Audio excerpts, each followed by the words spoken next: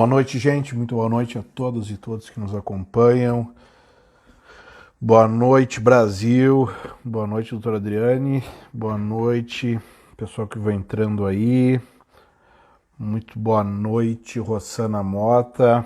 Cadê o time do professor Rubinho, time de processo? Domingo, 20h30, nosso horário. Clássico de processo civil. Na pandemia, desde que começou a pandemia aí, todo domingo às 20h30 aqui, dividindo conhecimento, trazendo os grandes nomes do processo civil para debater com a gente aqui. Esse sempre foi o objetivo. E tudo aí gratuito para todos vocês. Lúcia Albuquerque, muito boa noite, aqui no nosso Instagram, no @FernandoRubinRS. Feriadão para estudar, doutora Dato? Feriadão para estudar. E logo na sequência nós já temos o nosso curso, né? O nosso curso de processo na sexta-feira, bombando as inscrições. Boa noite, a Ceni Ferraz também já está com a gente aí. Rose Chagas, muito boa noite. Carol Melo, seja bem-vinda. A Lidiane também, Lidiana Marástica também está com a gente. A Luísio Rodrigues está com a gente. A Luciana Prush também está com a gente. Né? Muito boa noite. Vamos chegando devagarinho. Vamos chegando devagarinho aí. Para a gente acompanhar a nossa live de processo, que promete hoje aí, promete muita coisa bacana para vocês. Né? Vamos esperar o pessoal chegar aos pouquinhos aí. Débora também está com a gente. Débora Oliveira, boa noite.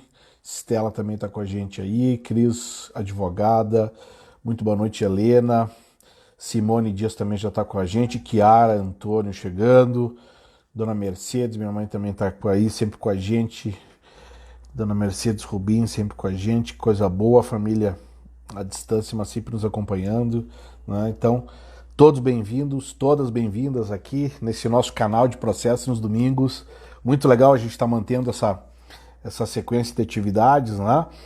E vão dizendo aí também de onde vocês são. Estamos falando aqui diretamente de Gramado hoje, Serra Gaúcha, bastante frio. E eu sei que a gente tem gente do Brasil inteiro com a gente aí, então por favor, vão nos lembrando dos estados, de onde vocês falam, que é uma cadeia bonita aí de processo, de amor ao processo civil, de estudo contínuo, né, permanente, 24 horas de processo, que é o que a gente se propõe. Boa noite, Thiago. Dois irmãos aí com a Advocacia Silveira, tá com a gente, dois irmãos, a Helena de São Paulo, Presidente Prudente, a Rose aí falando de Imbé, muita gente do litoral norte, né? O Thiago de Goiás aí, em Umas, né? Taubaté tá com a gente também de São Paulo, muita gente de São Paulo, né? São Paulo com calor, aí diz a doutora Dato. Rio de Janeiro presente. Rio de Janeiro também, muita gente do Rio sempre com a gente aí. O Aloysio, tá preparado, Aloysio, para sexta-feira? Sexta-feira é o nosso curso, hein? Quem não se inscreveu ainda, sexta-feira, curso de provas, começa às 19h e vai até de madrugada, né? São os cursos pelos Zoom insanos do professor Rubim, começa às 19h, sabe-se lá o que vai acontecer, aonde vai acabar isso. Quem não se inscreveu aí, tem interesse, nos stories já tem informações, né, do nosso curso, mas manda um direct também para mim, eu adicionar vocês dos grupos do WhatsApp do professor. Eu só tenho 2 grupos do WhatsApp, grupos coletivos de processo, não estou mais nem em outro grupo. Então quem quiser participar, um já está lotado, né, com mais de 265 colegas, e o segundo grupo está do meio para o final. Então quem quiser se inscrever aí e participar gratuitamente dos grupos do WhatsApp, manda um oi para o professor Rubim. E também quem quiser saber informações do curso de sexta de provas, processo previdenciário, manda seu direct, o curso já está confirmado e vai bombar na sexta-feira. Tenho certeza que vai ser um curso sensacional, o pessoal participa muito, né, dos nossos cursos. Erval do Rio Grande do Sul está com a gente, a Carol está dizendo que Canoas está chovendo muito. Goiânia também está com a gente ali, o Cordeiro Júnior, advogado.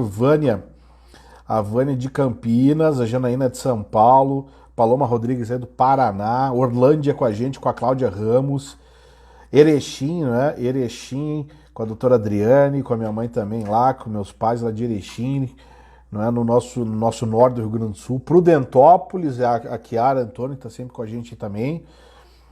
Thiago Ramos aqui tá falando que em Goiás tá calor, mas Goiânia faz calor, né? Em Goiás, em geral, faz calor.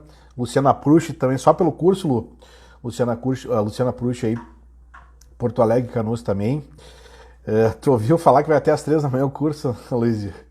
Não sei se a gente vai ter. O nosso recorde é meia-noite e 56, que foi o curso 2. E o curso de petição inicial, agora vem o curso 3, imperdível mesmo, super acessível, gente. E material depois todo disponibilizado por e-mail, ok? Quem perder alguma coisa recebe o material igual por e-mail quem se inscrever no curso 3 do professor Rubim. Quem mais aqui? Andréia Souza está entrando. Sexta vai bombar, diz a Elidiana. Muitas mensagens, né? Carazinho tá com a gente, a Daiana. Sexta vai ser insano dela. A Daiana, que é a nossa responsável direto de Carazinho por controlar os horários do curso, hein? Foi ela que bateu a última stories aí, meia-noite e 56. Vamos chover de stories nessa sexta que vem aí. Se preparem para a guerra. 19 horas começa a insanidade total. Muito processo civil, muito processo previdenciário, a preço acessível, contato direto com o professor Rubim aqui, né? Vive Giacomini também está com a gente aqui. O Bruno Guedes está mandando um abraço aqui também. Sexta vai pegar fogo, vai pegar fogo. A Janaína está dizendo que são top os cursos. Muito obrigado, Janaína. Do Grêmio não falo, eu vou me concentrar na live aqui. Boa noite a todos. Porto Alegre, frio e chuva também, né? Meu pai Olavo Rubim já está com a gente também, né? Então, o Brasil inteiro aí com a gente. Fico muito feliz mesmo pela essa quantidade de colegas que vem acompanhando o professor Rubim. O professor Rubim está no Instagram, o professor Rubim tá no Telegram também. Quem tá no Telegram, quem quiser entrar no Telegram do professor Rubim ali, Prof. Fernando Rubim, Telegram, também tá com a gente, também pode encostar com a gente, receber as atualizações, não é? Andressa Cândido, boa noite, seja bem-vinda. Ai. Rosane Augusto tá entrando aqui também. Grande Alisson, tamo junto. Alisson Matos, tamo junto. E agora a gente segue os estudos aí, não é? Segue os estudos pelo Zoom, é a plataforma aí que o professor Rubim vem trabalhando. Deixa eu organizar aqui meu celular. E vamos lá, né? Pernambuco tá com a gente aí. Que bom, né? Estamos aí, Nordeste, nosso Nordeste lindo aí, adoro Nordeste, adoro Pernambuco, Bahia também, muita gente da Bahia com a gente aí. Sinclair Brizola, olha, é um povo aí que acompanha as lives do professor Rubim, agradeço muito, né? Mas é isso, tava falando Telegram, né? Grupos no WhatsApp, então, quem quiser entrar no grupo 2 do professor Rubim, deixa o direct aí, faz um stories da nossa aula de hoje e entra ali no grupo 2 que a gente também está dando informações a respeito desse nosso curso sensacional de sexta-feira, curso de provas que vai bombar. Eu dei uma palhinha semana passada sobre alguns conceitos importantes de prova, que é um tema absolutamente atual, né? E na matéria previdenciária também, no nosso campo social também. Muito bem. Professor, o que é hoje? Hoje é o professor Eduardo Scarparo, né? Nós vamos chamar o professor Scarparo aí para falar sobre processo e retórica, tema aí que a gente vem acompanhando. O professor Scarparo, inclusive, nos deu uma aula no doutorado sobre isso, então já vamos de imediato, né, vamos chamar o professor Scarparo para a gente começar a conversar e eu fazer formal aí do professor Scarparo.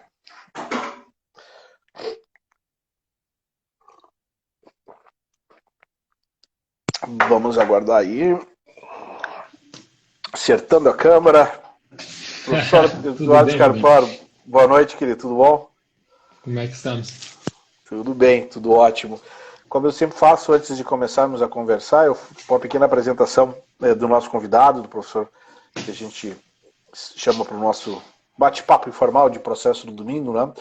O professor Scarparo é doutor em Direito pela URGS, Universidade Federal do Rio Grande do Sul, professor adjunto, né, de Direito Processual Civil da Universidade Federal, tem um grupo de pesquisa URGS-CNPq sobre processo e argumento, é um tema que a gente vai trabalhar aqui, palestrante frequente, convidado para eventos na área em diversos espaços, inclusive alguns cursos muito interessantes que eu vim acompanhando aí junto ao Tribunal de Justiça do Rio Grande do Sul.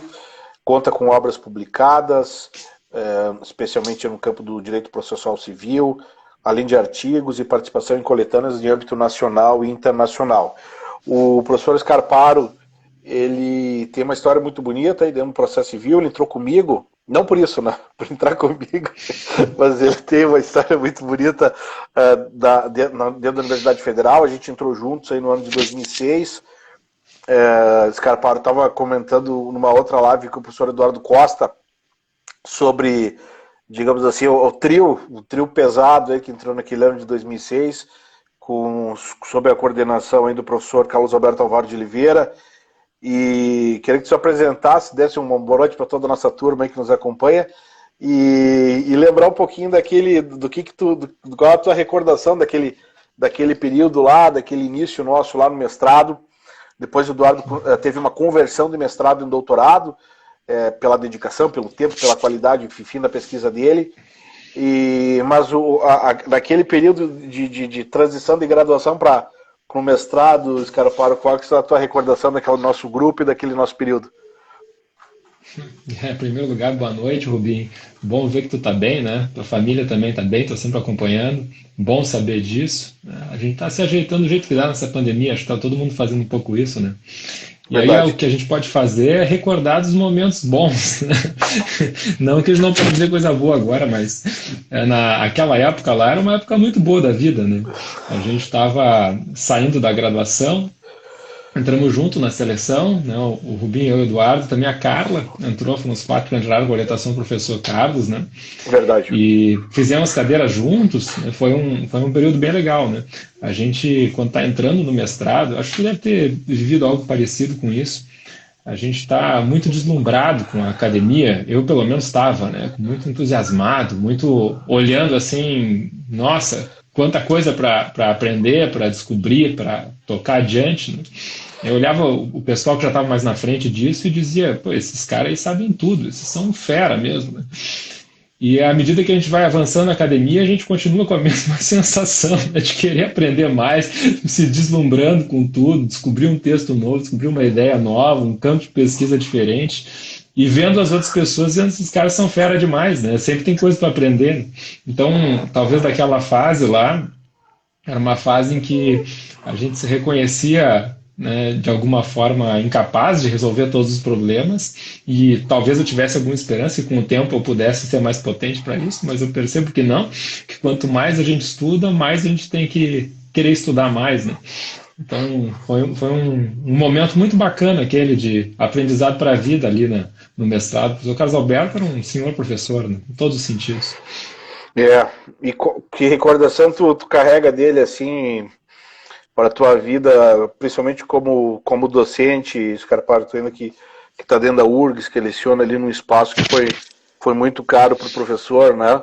Qual é a bagagem que todo o tempo que tu teve com ele aí tu consegue carregar no teu dia a dia? O Carlos Alberto era uma pessoa que tinha um apreço pelo estudo, ele era uma pessoa erudita, tinha muito conhecimento, ele sempre, nas aulas, deve recordar bem, né? Tinha algum tema, ele puxava, não leu a obra tal, ninguém nunca tinha ouvido falar daquele negócio, era uma baita de uma obra, ele puxava algumas coisas assim, né? Era um erudito. Isso me marcou, mas o que me marcou mais do Carlos Alberto não foi isso. O que me marcou mais do Carlos Alberto foi a abertura dele para lidar com todo mundo. Ele era uma pessoa muito bem sucedida, um intelectual, um erudito, mas ele conversava com todo mundo. Então, eu lembro uma vez que a gente estava saindo eu não sei se era uma palestra, tinha corrido no Salão Nobre, coisa assim, e na faculdade teve um movimento social ali perto, alguma coisa estava acontecendo, e desceu o elevador conosco, um camarada que estava fardado no movimento social.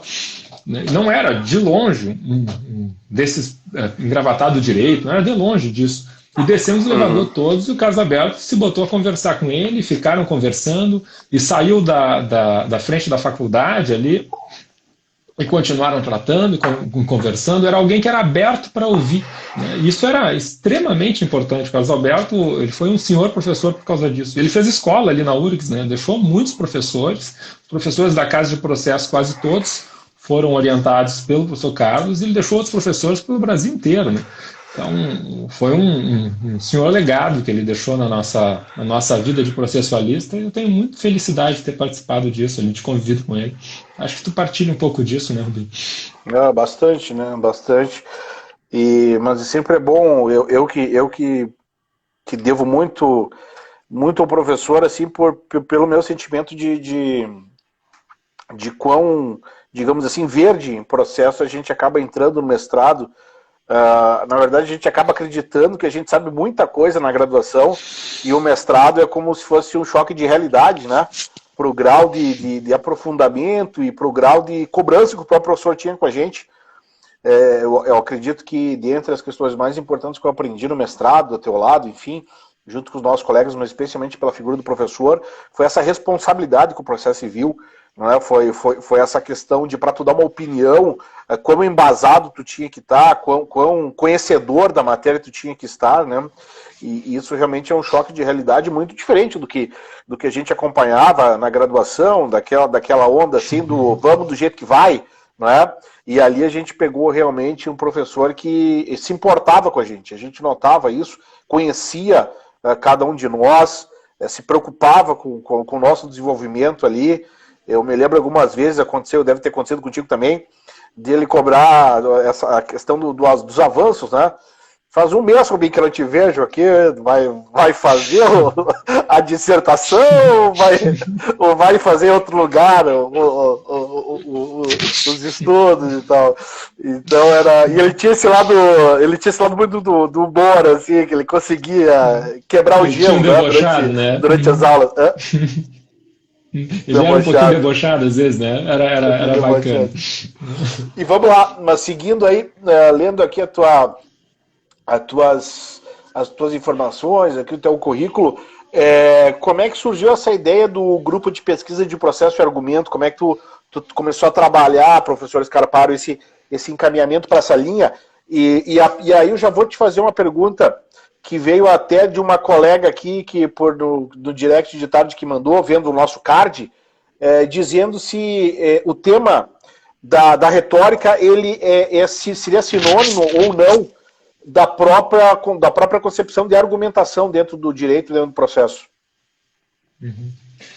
Começou a preocupação por retórica, por argumentação, no sentido mais amplo, né? Quando eu me vi advogando. Na verdade, esse é o grande ponto. E lá pelas tantas a gente descobre que saber tecnicamente as questões do direito, tu conhece tudo de litisconsórcio, do que precisa para o foro de litisconsórcio, isso não resolve muitas vezes processos, questões que têm a ver com litisconsórcio. Ajuda muito, é claro, tu não pode conseguir trabalhar sem isso, mas às vezes tu tem ali uma área, melhor dizendo, em que o juiz ele acaba tendo que escolher, ele tem que decidir por alguma coisa, e as questões técnicas elas te ajudam, mas elas não resolvem todos os casos e não resolvem tudo. Então essa era uma preocupação minha, teoricamente, sempre gostei de filosofia, né? E aí nessa busca, assim, nesse entendimento, eu comecei a estudar um pouco mais de persuasão, até para melhorar minha advocacia. E nesse sentido, aí eu comecei a trabalhar mais com retórica, e comecei a estudar retórica e vi, puxa, aí tem um campo, né? Aí tem uma abertura para que a gente possa desenvolver um caminho muito profícuo, muito interessante. E a questão toda, né? O que é a retórica? Que diferença tem retórica de argumentação? Depende de como tu vê a retórica. Alguns equivalem retórica e argumentação, outros colocam em campos completamente apartados. A retórica seria a arte de enganar pelos afetos, ou de alguma forma de criar mecanismos de sedução, ou de alguma maneira de pegar ali pela paixão, né? E a argumentação seria a via racional, né? Aquela via estrita. É uma coisa muito comum na história da filosofia até, de se separar retórica e dialética. A dialética como uma arte ordenada do diálogo em cima do provável, e a retórica, em um dado momento, passou a ser um campo do estético, um campo da literatura, o campo como é que eu vou dizer, das paixões. Como se a dialética fosse o campo do racional e a retórica o campo das paixões. E a graça aqui, ou pelo menos quando a gente vai estudar retórica um pouco mais, a gente percebe que essa ideia de retórica como estrita para o campo das paixões é uma ideia que ganhou uma força ao longo da história, vamos dizer assim, mas ela tem ela diz respeito a uma linha de pensamento. E essa linha de pensamento não necessariamente é o que a gente pode se valer ou pode entender a retórica. A gente pode, de algum momento, dizer que é impossível ser racional deixando à parte aquilo que são as paixões, aquilo que é a estética, aquilo que é a disposição. A gente pode pensar a própria forma de racionalidade a partir de uma compreensão do outro, uma forma de alcançar o outro. E nisso eu preciso da retórica. Por exemplo, eu sempre repito esse exemplo, mas sempre, tudo quanto é aula, os meus alunos já ouviram isso e vão ouvir de novo aqui. Eu digo assim, olha, retórica não é arte de manipulação, a retórica é uma ponte de entendimento para o outro, então é uma ponte de alteridade. Eu quero alcançar o outro, e para alcançar esse outro eu quero que ele entenda as minhas razões, mas tem formas de fazer isso. Eu quero persuadir alguém a acreditar em alguma coisa, ou crer em algo, que espero que seja verdadeiro, ninguém é pilantra, né? Mas para isso eu tenho que entender o outro. E essa comunicação vai depender da retórica. O exemplo é o seguinte, eu tenho um filhote, o filho Vinícius tem 4 anos de idade. Se eu quiser convencê-lo a comer brócolis, eu vou ter que fazer uma brincadeira de arvorezinha. Então, olha o dinossauro, arvorezinho e tal. E aí ele vai achar uma brincadeira ali, vai curtir a história e vai comer o brócolis. Tá? Agora, se, por exemplo, nós dois, Rubinho, estiver almoçando um dia desse, eu digo, pô, Rubinho, vamos comer um brócolis aí, para mais saudável e tal. Se eu brincar de arvorezinha contigo, vai ser a coisa mais ridícula do mundo, né? Isso não vai funcionar. Né? Mas para o meu filho funciona. Né? Eu não estou sendo sacana com nenhum dos dois, mas eu preciso entender qual é a forma que eu tenho de me aproximar daquele com quem eu estou falando, do meu auditório. Sim. Então eu compreendo o auditório e a partir desse enlace de orador-auditório, eu crio uma ponte de entendimento. E essa ponte permite que as razões sejam alcançadas. Então, a retórica ela é como visualizar uma relação entre orador, auditório e um modo pelo qual essas razões podem ser partilhadas para o entendimento. Se eu tiver um campo assim, todo mundo pensa exatamente igual, eu não preciso da retórica. Mas como as pessoas são diferentes, têm valores diferentes, elas de alguma forma precisam se comunicar, precisam onde é que elas podem fazer um contato no entendimento e a partir dali construir um saber. Né? Eu preciso de retórica para isso. A retórica não deixa à parte o que é paixão, o que é credibilidade, isso não está dentro da retórica, além da razão. Oscar, para essa linha do auditório, tu entende que essa transição do processo físico para o processo eletrônico, ele muda muito a forma como o advogado tem que se comportar nessa linha da argumentação e da própria retórica? Muda sim. O processo, a forma como ele vai ser encaminhado, eletrônico ou físico, ele vai mudar. Um exemplo bem sensível, bem fácil. Né? No âmbito dos tribunais, se a gente tiver um processo físico, o que vai acontecer dentro dos gabinetes? Tu vai conversar com o desembargador, em um caso que está para pautar, imaginar no nosso âmbito de normalidade, tempo atrás, ele vai provavelmente ter o voto do relator, ou se ele é o relator, está com o processo lá, mas de alguma maneira tu pode conversar, tu pode puxar, e se tu conseguir mobilizar ele de alguma maneira, talvez ele pegue o processo para olhar, ou peça para assessoria lá e olhar. Com o processo eletrônico, isso não acontece mais. O camarada ele pode abrir o link e ele vê o processo inteiro lá. Isso já é uma diferença, já é mais fácil. Outra coisa que pode pensar nessas formas eletrônicas, essas sustentações orais eletrônicas. A gente pode pensar os encaminhamentos que tu pode fazer na própria estética da peça eletrônica, isso é bem diferente aqui. Né? Dá para fazer um monte de coisa diferente. Né? As apresentações, as diagramações, tudo pode ser distinto, dependendo do veículo que tu utiliza para a mensagem. Isso é uma parte da retórica, né? A estilística, a estrutura, como é que tu apresenta uma peça, é uma parte, não é nem a principal, é só uma parte.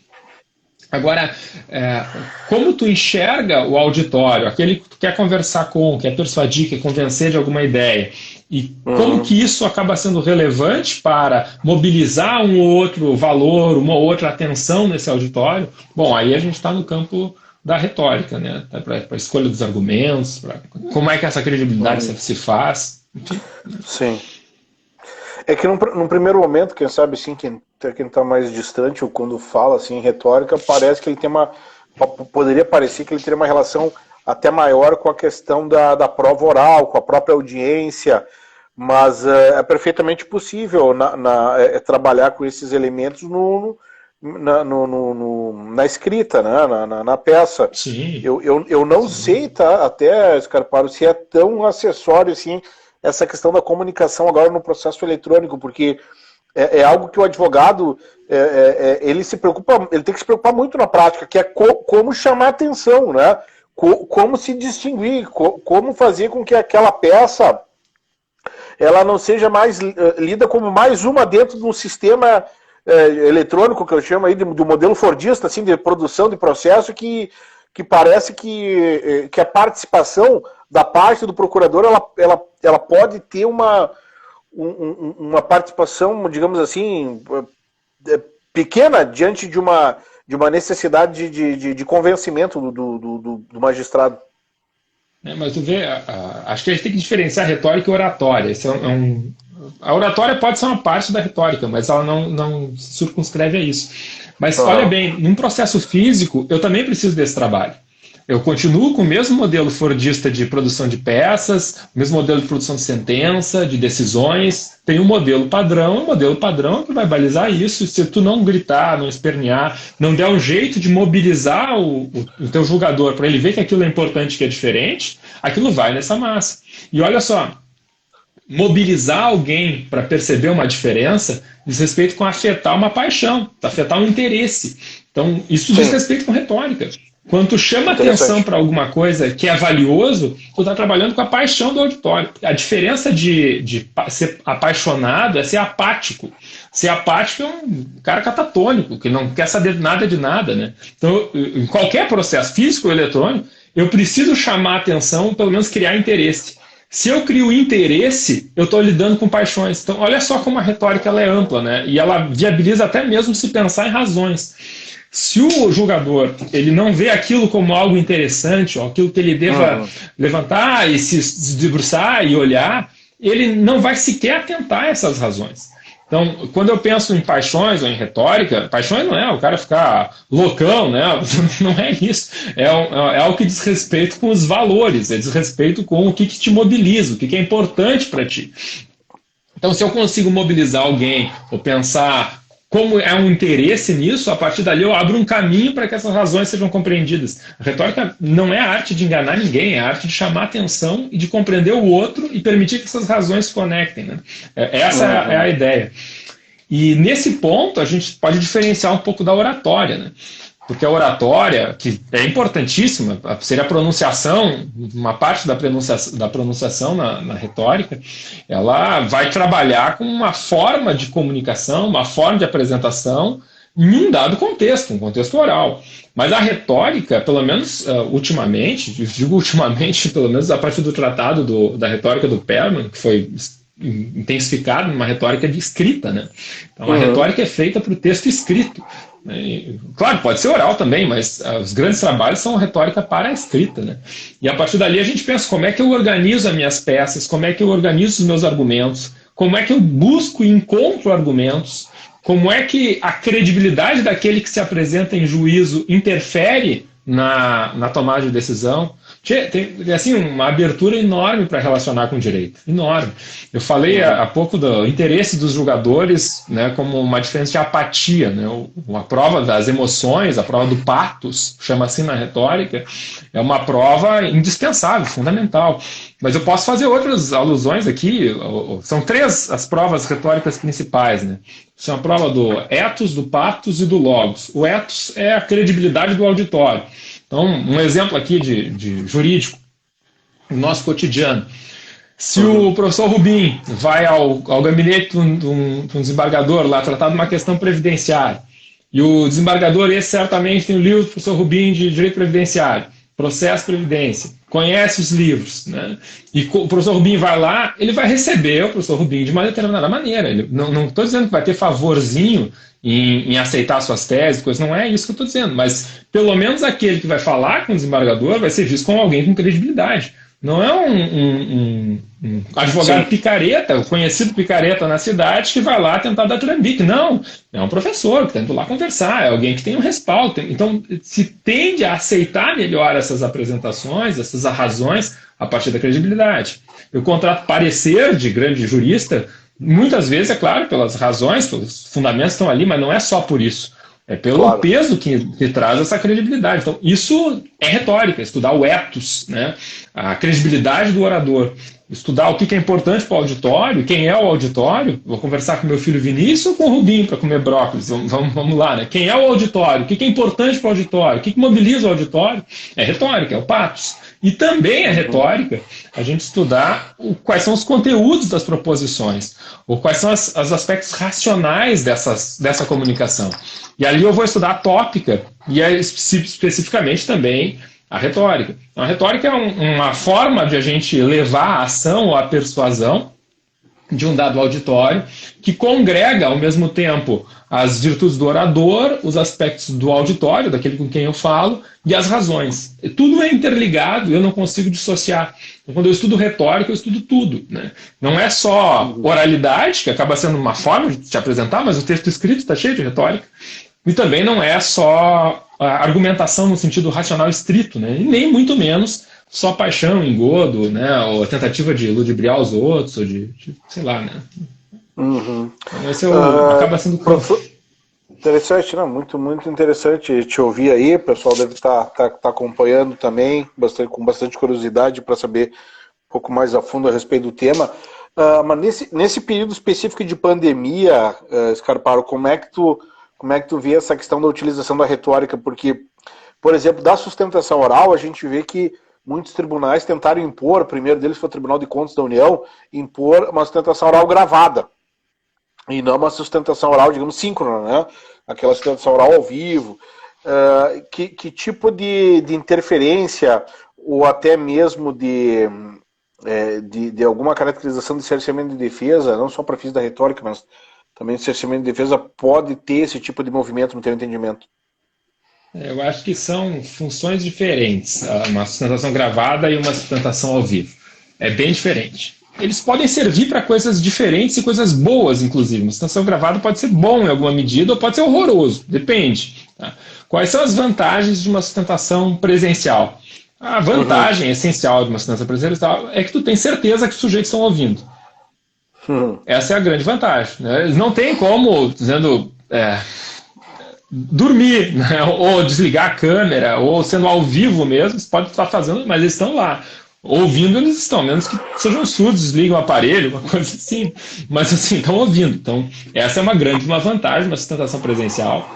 E tu pode dar ênfase, tu pode chamar atenção. Sustentação ela pode ter caminhos aqui.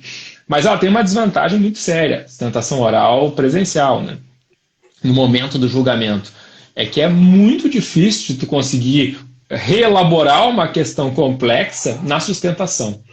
A maior coisa que tu pode conseguir numa sustentação, uma das melhores, né, é tu obter um pedido de vista, tirada de pauta por algum motivo, criar algum sabor, chamar atenção para alguém que não conseguiu examinar tão bem esse processo. Isso é uma vantagem que tu pode ter uma sustentação síncrona, né, presencial ou pela internet.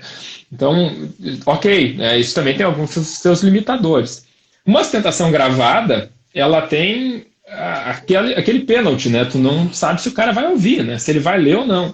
E vamos e venhamos, né? É bem mais difícil fazer uma sustentação gravada do que presencial. Eu, pelo menos, boa parte da minha advocacia era fazer esse trabalho no tribunal. É muito mais difícil fazer gravado que fazer presencial. Eu acho, pelo menos, porque tu repete, tu olha de novo. No presencial, não. Tu falou uma palavra errada, tu segue o baile, né? Isso não é tão importante, perde, né, a significância no todo, na expressividade. É muito mais difícil. Mas além do fato de ser mais difícil ou não, tu tem que fazer bem feito isso. Então tu tem que... Não tem que ser modorrento lá, lendo um texto, um negócio. Não tem a menor chance mesmo. Tu tem que, de alguma forma, criar uma atração, uma atratividade na tua sustentação que puxa o sujeito, né? E tu, mesmo assim, tu fazendo sustentação ótima, gravada, com efeito, com produção, com o que tu quiser fazer nisso, né? Tu não tem garantia que eles vão ouvir. Isso é o grande detalhe, né? E eu tenho a impressão que eles devam estar recebendo muitas e não devem dando tanta atenção assim. Talvez um assessor assista a todas, ou alguns desembargadores assistam, mas eu não acredito que todos assistam a todas. Eu acho que isso fica um pouco de trabalho perdido muitas vezes, né? Como também é trabalho perdido as sustentações presenciais, muitas vezes, quando tu não sabe fazer, ou quando tu não prepara uma sustentação e vai à tribuna sem conversar antes, sem distribuir memoriais, também é um trabalho perdido, porque dificilmente vai ter um grande êxito, uma grande virada de jogo numa sustentação. Isso é raríssimo de acontecer. A rigor, tu consegues viradas, e isso faz parte do nosso trabalho, né? A gente acaba fazendo isso bastante, antes da sessão. Naquelas conversas, visitar desembargadores, distribuir memoriais, conversar, criar problemas, né, no sentido bom, né, em uma ou outra solução. Esse trabalho todo que envolve uma pré-sessão, ele é muito mais decisivo que a sustentação em si. A sustentação às vezes é um teatro, né? Basicamente, está tudo jogado já e tu tá ali falando, né? Tu é o bobo que não sabe qual é o resultado, mas todo mundo já sabe, né? Às vezes é um pouco disso, né? A graça é quando tu chama atenção e consegue tirar de pauta, mas isso não é tão raro assim. A gente ganha causa mesmo antes da sessão. E as sustentações gravadas são antes da sessão, né? Então, em algum sentido, ela se insere nesse jogo. O que é duro nesse campo aqui, nessa época, é que os acessos aos gabinetes, pensando nos tribunais, né, não são tão fáceis como eram antes, pelo menos para mim, antes de fechar o foro, né? Porque alguns gabinetes recebem com tranquilidade, outros não. Não, mas recentemente teve até eu comentei na live passada, um ofício do presidente do tribunal ali, tendo que mencionar que os juízes, os desembargadores têm que receber os advogados, excepcionalmente presencial, mas tem que receber por webconferência. Não é um pouco estranho o tribunal tem que dizer para o juiz que tem que receber o advogado, na verdade, que representa a parte, e o quanto tu acha que isso é importante, não só na sustentação oral, assim, Scarparo, mas no tema aí da retórica, quão importante esse, digamos, diálogo com o magistrado, quando a gente sabe, sim, o pessoal que nos acompanha na prática, o advogado leva a petição e faz uma explicação ali, uns embargos auriculares, digamos assim, tentando tirar um pouquinho mais com relação àquela peça que está sendo encaminhada ao Poder Judiciário. A meu ver, é fundamental. Essa aproximação de oralidade ela é fundamental para se julgar bem. Agora, sim, né, a gente tem que ter muito cuidado. A gente tem que compreender que esse tipo de aproximação com os desembargadores, com o juiz, tem que ser feito em processos que são relevantes, processos que dependem realmente disso. Se for fazer todos os processos bater lá, primeiro tu não vai aguentar de cansaço para fazer isso. E segundo, que o magistrado também não vai ter uma agenda só tua, né? Um negócio que não faz sentido. Então, a rigor, tu tem que reservar essas atuações para processos que precisam disso, processos importantes. Vai fazer, assim, estou inscrito no SPC, estou querendo cobrar 2, 3 mil reais de dano moral. Não vou fazer isso, francamente não dá, né? Agora tem causas que... Eu ia te perguntar isso, o que seria um processo importante? O que tu acha que seria que precisaria porque o que eu penso assim nesses momentos é que muitas vezes é para chamar a atenção e realmente tirar aquele processo da pilha do magistrado lá, que daqui a pouco vai estar despachando uns 50 processos de tarde, né? Mas o que seria um exemplo de algo importante assim, para o pessoal que nos acompanha? Não é uma questão de dinheiro, tá, Rubim? É uma questão assim, ó, isso tira o sono de alguém. Boa. Tá? É algo que tira o sono de alguém, pode tirar o sono de alguém, então é importante. Tá? Agora, claro, né, tem gente que qualquer coisa perde sono, ansiedade muito grande, né? Vamos dosar, né? Uma pessoa sensata, né? Se pode tirar o sono de alguém, bom, é relevante, né? O teu trabalho tem que ser sério com isso. Né? Boa.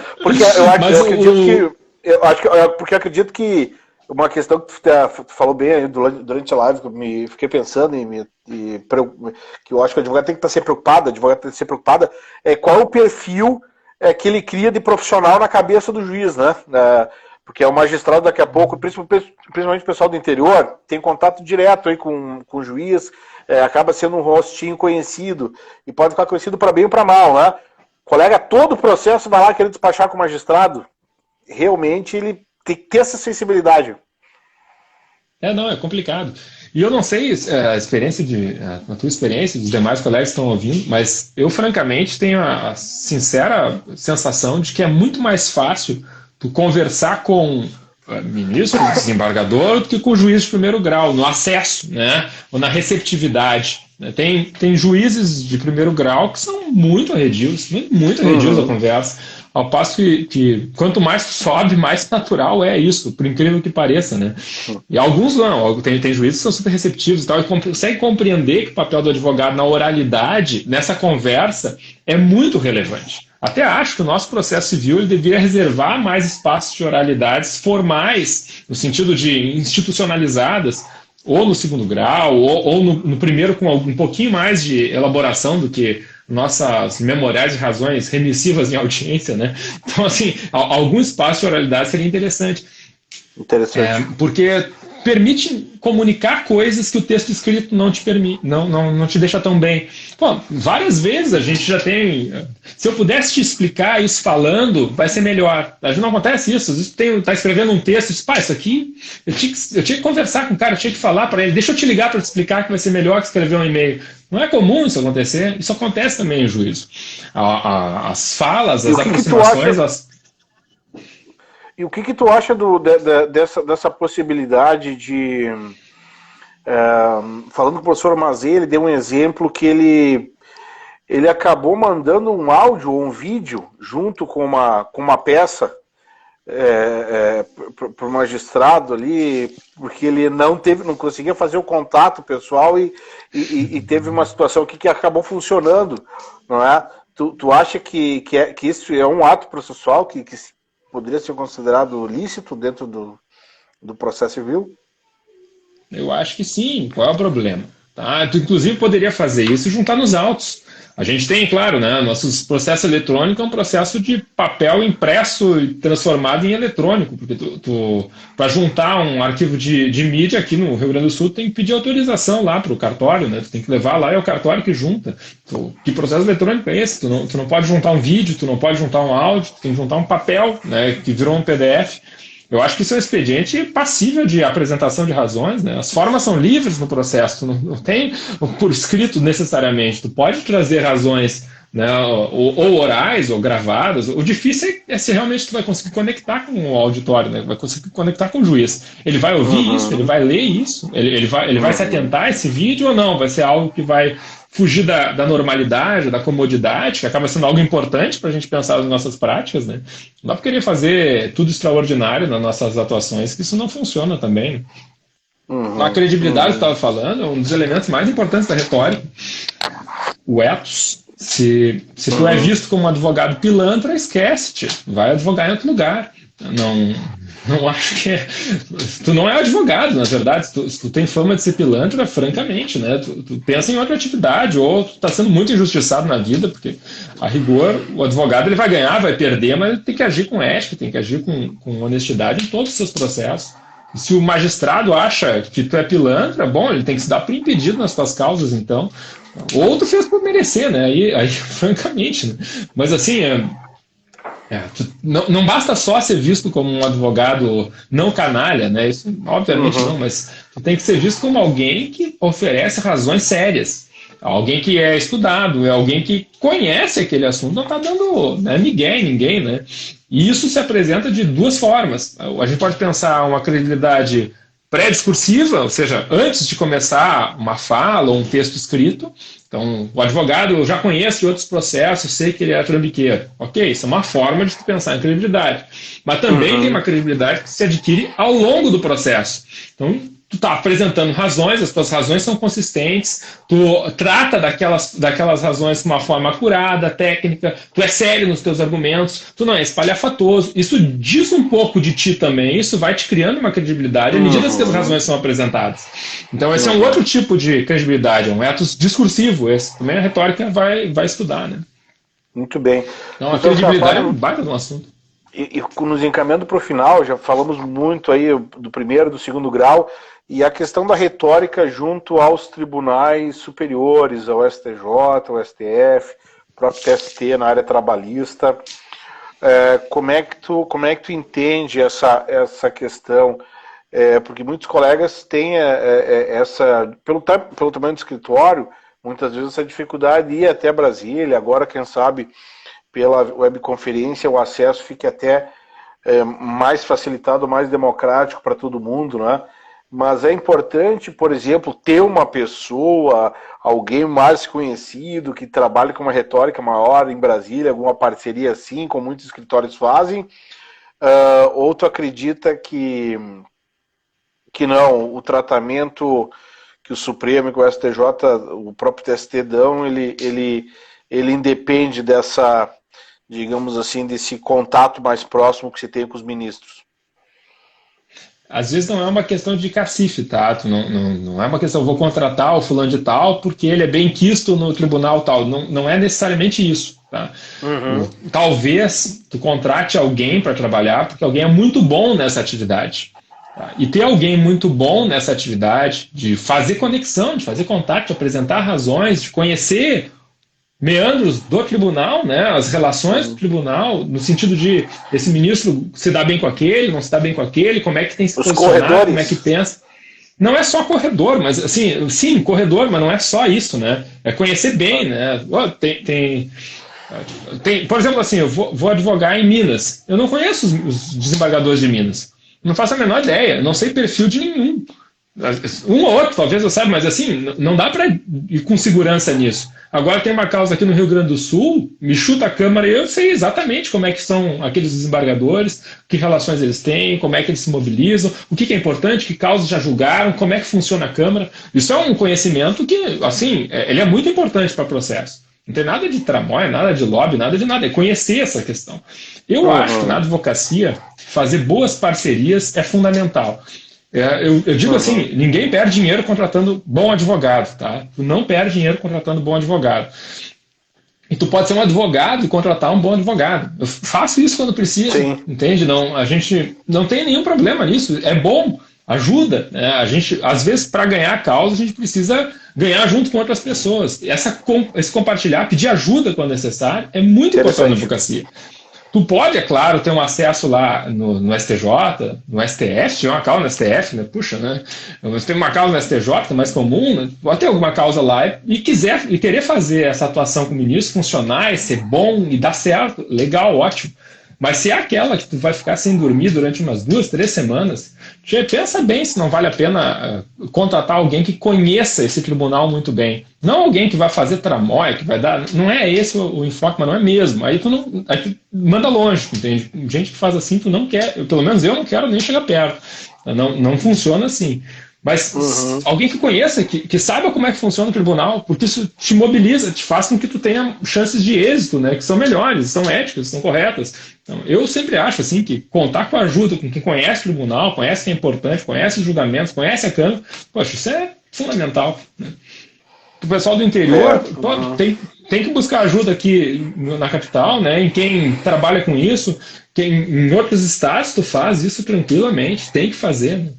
A gente, às vezes, advogado quer ser muito fominha, né? Eu quero pegar tudo para mim, não quero dividir nada com ninguém, eu posso fazer tudo sozinho. Às vezes possa, realmente, talvez possa.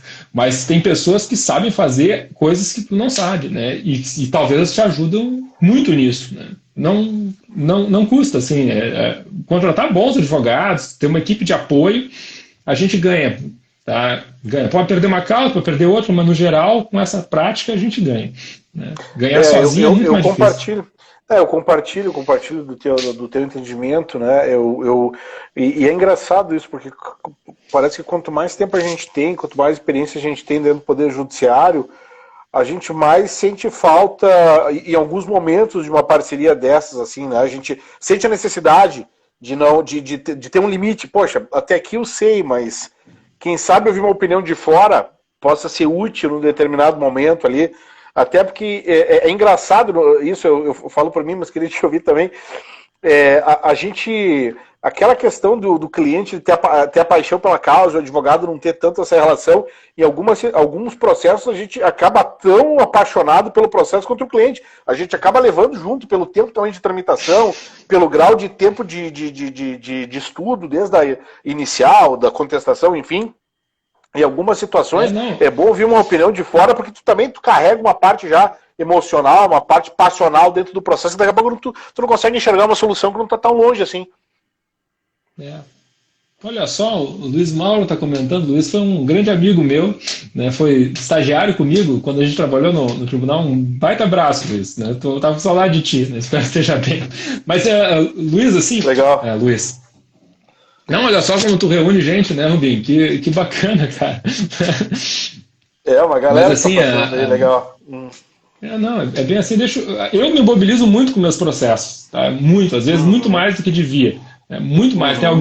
Tem alguns processos que realmente me doem muito. Né? Seja, assim, tem uma causa, por exemplo, foi recente isso até, né? Faz uns 2 anos, eu acho, uma coisa assim. Era uma causa do tribunal, era uma causa que a gente tinha trabalhado muito para isso. A gente foi fazer todo um trabalho de bastidor no tribunal, fizemos sustentação, o cliente foi junto na sustentação e perdemos. Né? Levamos uma rasteira lá, perdemos, caímos. E aquilo para mim, assim, não era qualquer processo, não era nem um valor muito alto, mas assim, não era qualquer processo, o valor era, aquela questão era muito injusta, eu sentia muita injustiça para mim.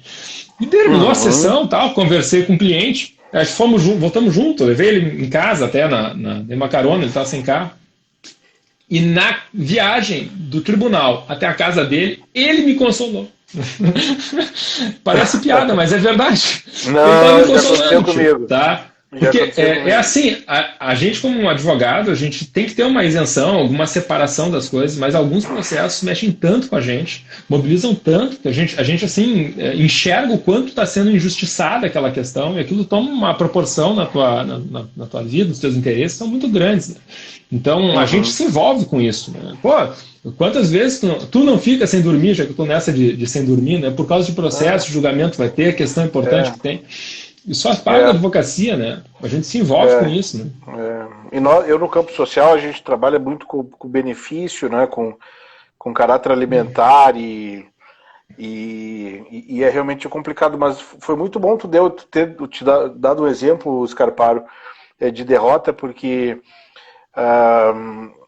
tu que é uma pessoa aí, um profissional, um professor consagrado, a gente também que é chamado no Brasil inteiro, que não é conhecido, geralmente o pessoal tem uma ideia assim de que a gente ganha tudo, né? O que a gente ganha a maioria. E o pessoal não sabe a quantidade de derrotas e de frustrações que a gente carrega, né? É um pouco isso, assim, dentro desses 20 anos que a gente tem aí, não muito longe um do outro em termos de tempo, é um peso que a gente carrega nas costas que não é tão fácil assim de lidar, né? Tu não acha? Mas faz parte perder, né? A gente ganha umas quantas e perde outras tantas. Faz parte perder. Isso é da vida. Tem alguém que ganha, alguém que perde, né? E acontece. O que a gente tem que fazer como advogado é tentar o melhor possível que a gente puder fazer para ganhar essa causa. A gente vai estudar o melhor que puder, buscar a melhor ajuda que a gente puder e a gente vai se mobilizar. A gente vai perder processo, como todo mundo perde processo, alguns justos, alguns injustos. A gente vai ganhar processo, alguns justos, alguns injustos. Isso faz parte da advocacia. Às vezes a gente ganha a causa e diz, não devia ter ganhado isso aqui. Isso acontece, né? E não tem graça. Te digo assim, francamente, eu não acho tanta graça nisso. É muito mais sofrido, assim, tu perder uma causa com injustiça, é muito sofrido isso, do que tu ganhar uma no tapetão, vamos dizer assim, os caras, eu não julgaria dessa forma, tu entende? Não, às vezes isso acontece, né? Teve uma vez, Rubinho, só, eu sei que estamos finalizando aqui, né? Mas não, vamos lá, o pessoal está elogiando bastante a live aí, dizendo que todos nós sofremos com as injustiças. Muito bom isso de vocês, a Cláudia, a doutora Dato, a Lúcia Albuquerque, o pessoal comentando bastante aí sobre a sinceridade dos nossos posicionamentos. Vamos lá. Isso aí teve uma vez, eu estava atuando aqui no Tribunal de Justiça para 2 clientes diferentes, em 2 câmaras diferentes, com um assunto muito parecido, que era uma interpretação sobre uma disposição formal do Código de Processo, que é uma disposição aberta, tá? que de alguma forma tem uma maleabilidade para cá ou para lá. Tá, de interpretar esse ponto. E eu estava defendendo as posições contrárias num e no outro caso. Né? Claro que eu tenho uma posição pessoal a respeito daquele assunto, mas como advogado, eu tenho que, claro, dentro dos limites do que é racional, do que é ético, apresentar as razões que dizem respeito ao interesse do meu cliente. Né? Então, assim, Uma coisa é o que tu dá parecer, outra coisa é uma fundamentação, uma argumentação que tu leva em juízo. Geralmente coincidem, mas em um outro caso tu sabe que tem uma margem para lidar ali, nessa margem tu argumenta para tentar ganhar. E aí o que acontece? Estava com dois processos, assunto parecido, cada um tratando de um dos lados. Né? E, e assim, é, era uma sessão depois da outra, entende? Era uma semana uma semana outra. E eu ganhei os dois, por incrível que pareça. Né? Uma sorte muito grande. Eu caí nas câmaras certas, para os processos certos. E aí o que acontece, né? Eu estava muito mais angustiado de perder o processo, que era de acordo com o meu parecer técnico. Aquilo me angustiaria demais, porque seria muito injusto, do que ganhar o outro. Né?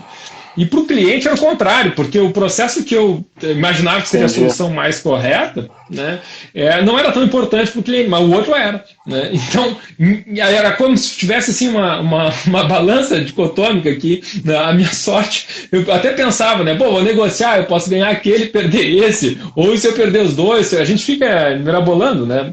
Sim, sim, sim. Mas enfim, deu certo, a gente acabou ganhando os dois. Né? Foi uma vitória, a meu ver, num deles injusta e na outra justa. Né?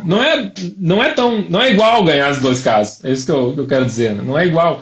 Às vezes a gente ganha do jeito que não devia ganhar. Né? Não. Assim. Olha, o Fábio Henrique coloca ali, né?